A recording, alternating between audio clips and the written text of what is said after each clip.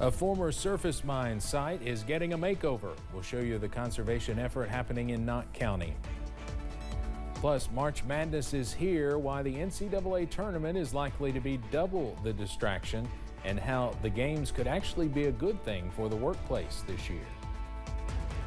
Plus, we are dry through midweek, but rain chances are back by Friday. Those details coming up as Mountain News First at 4 continues. Mountain News First at 4 continues. One Pike County organization is planning a community Easter event, bringing families together for a basket giveaway. WYMT's Buddy Forbes has more from Pikeville.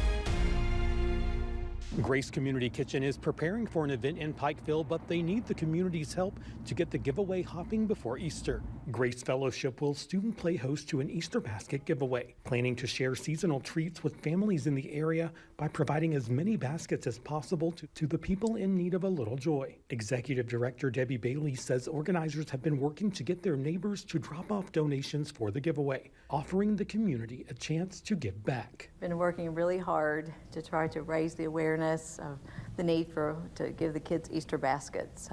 We have a box at Walmart. We've asked people to donate. Been posting it on Facebook, online, just letting people know that there is a need. Though this event is not about giving away necessities, Bailey says providing something sweet for families this season is just as important. In Pikeville, Buddy Forbes, WYMT Mountain News.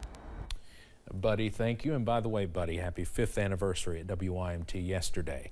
The giveaway is planned for March 28th at Grace Fellowship. Hear more about the Easter event coming up tonight at 6. A former surface mine site in Knott County is being reforested, with 7,000 trees being planted today.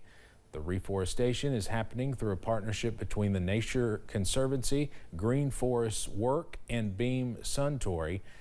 Donna Baxley, Director of Conservation with the Nature Conservancy, says their goal is to conserve and restore a corridor from the Blue Ridge Mountains all the way north into Maine.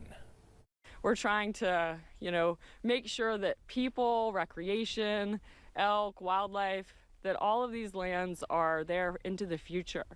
And we can't do that without not just conserving the land and making sure that it stays forested, but restoring places like this. Beam Suntory brought along 75 volunteers to take part in the planting event. By this afternoon, all 7,000 trees were in the ground.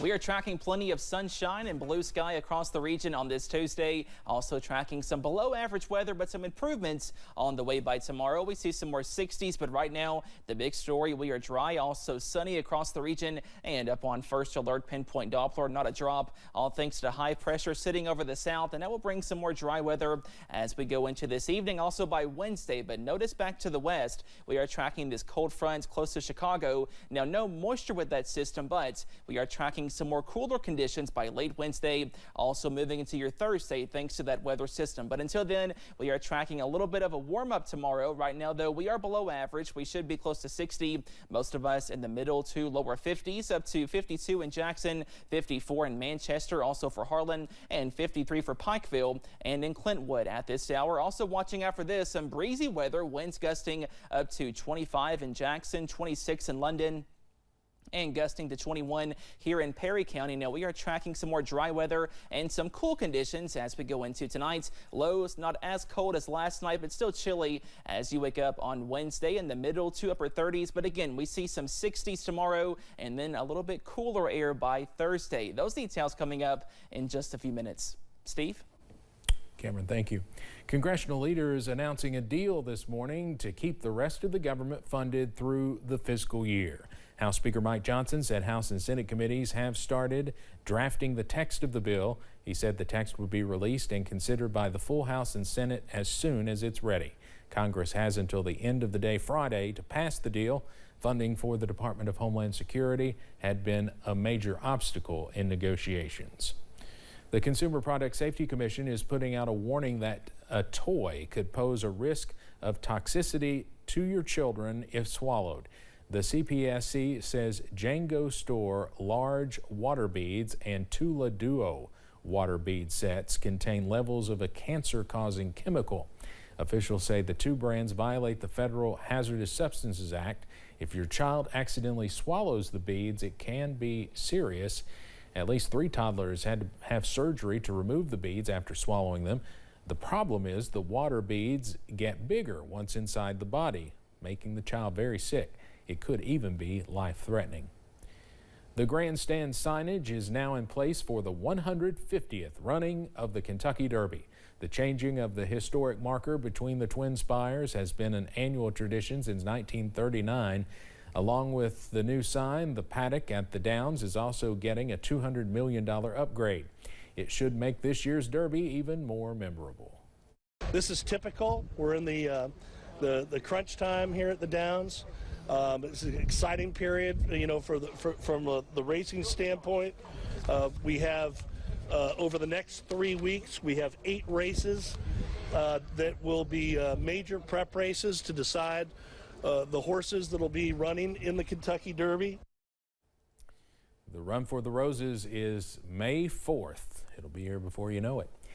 Well, let the madness begin now. The NCAA college basketball tournaments are about to kick off, and it's not just the men's games that will bring in big audiences and big distractions this year.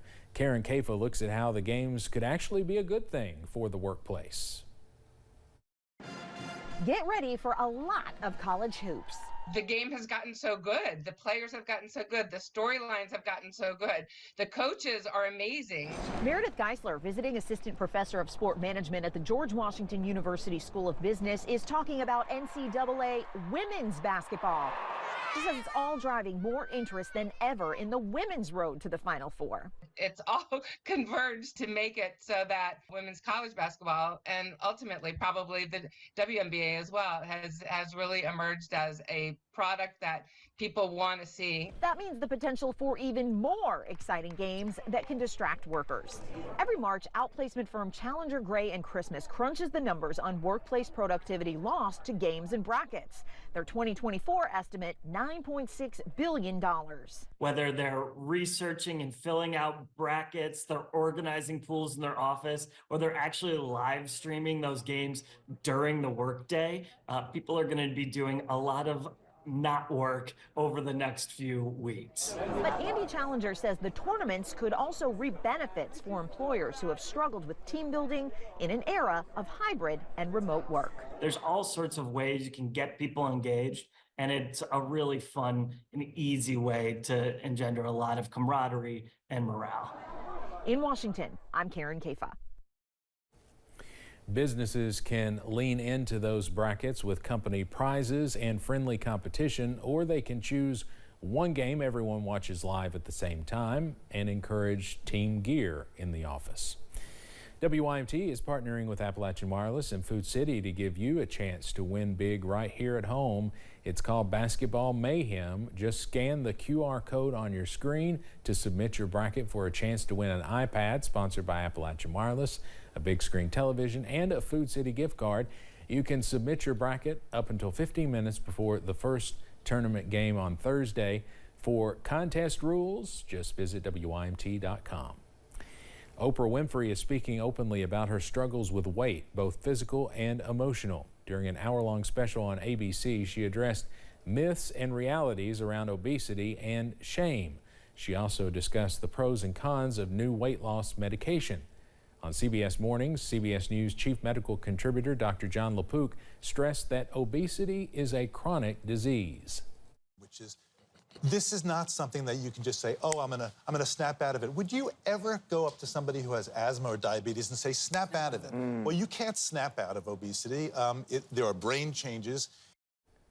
The doctor says weight loss drugs are effective at decreasing craving in the brain and slowing down the gastrointestinal tract so you get fuller sooner.